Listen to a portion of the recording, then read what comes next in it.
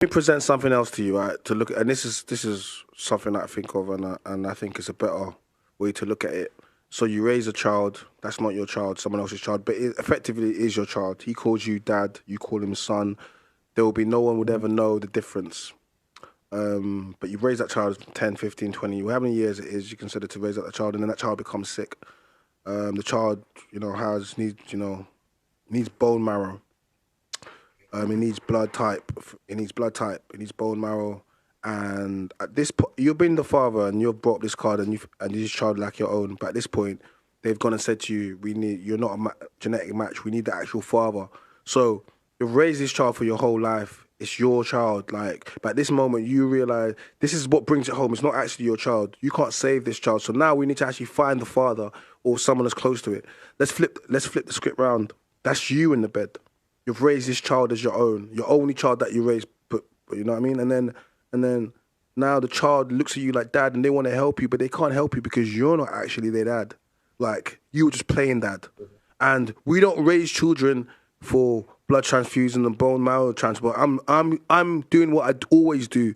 This is how men think that really think. You know what I'm trying to say to you? Really think. Because this is some people's reality. This is not a made-up story. This is a lot of people's reality. You know what I'm trying to say to you? So I'm just giving another way to look at this. When people go into things, they need to really think, because nothing worse than loving somebody and not being able to help them, or investing something, your whole life into something, and then that person not able to help you. But if they was your child and you did that with your own child, you'd be able to help, vice versa.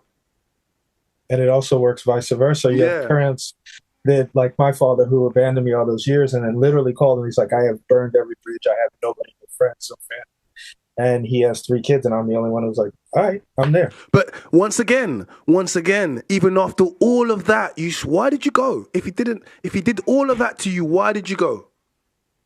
Because to me, if he was like my next door neighbor, and he was like, say, an 80-year-old man that had no family, I would do what I could to take him to the store, grocery shop for him, whatever, to help him. Mm. But this particular person I had a genetically connection with. So why would I not go out of there? I mean, whatever happened that he did, those were his decisions as a man. I feel like my decision as a man is I would try to be a good elder or good man in my neighborhood and do the right thing. Yeah, I just think there needs to be more men.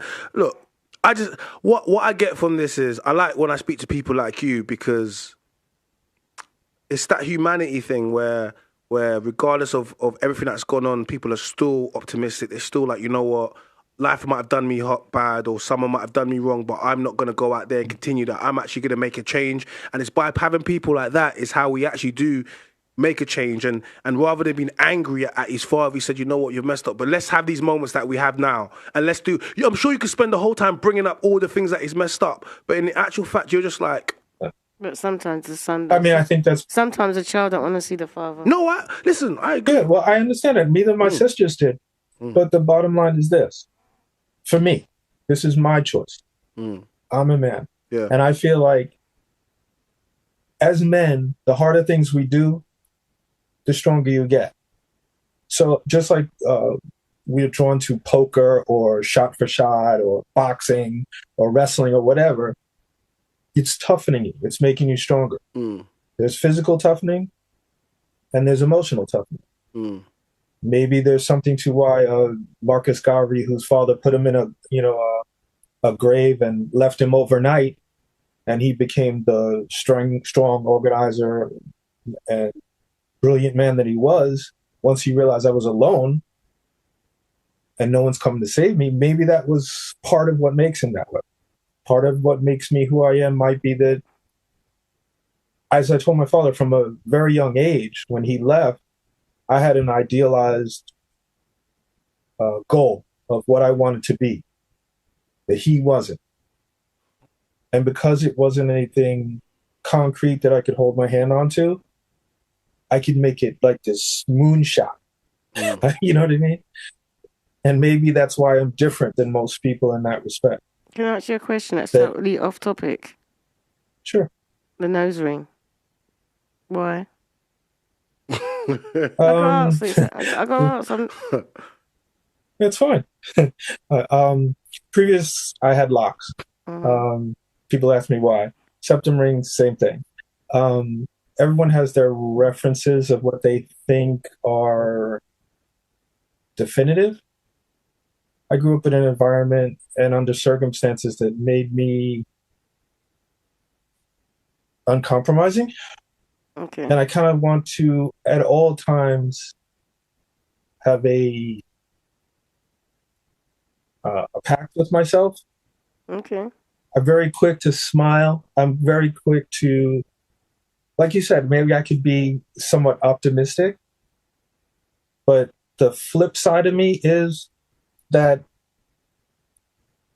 compassionate, empathic person Mm-hmm. is incredibly violent because I know your weakness. And that's part of fighting. I may not be 6'8", 280 pounds. I can't try to fight like that. I've got to fight with what I have. You understand? Mm. My strengths, my abilities. Okay then. Does that explain it? Yeah. No, I didn't get none of that, but Well, fine. Okay. It's a man thing. It's a man Must thing. be a man thing. he's not compromising. He's wearing his ring and he's not compromising it. Let me put it to you this way: I may speak in a way that a lot of people might say is white or uncomfortable in those environments because I had to learn Can I ask their how language old you lingo. are? 58. You look good, boy. Saying black don't crack, man. That's what they mean. What? Look, I give it back to both you, Yeah. Auntie Jenny. Keep it up. All right I then. feel Thank better. you. Thank you, my guy. Thanks. Take Bye. care.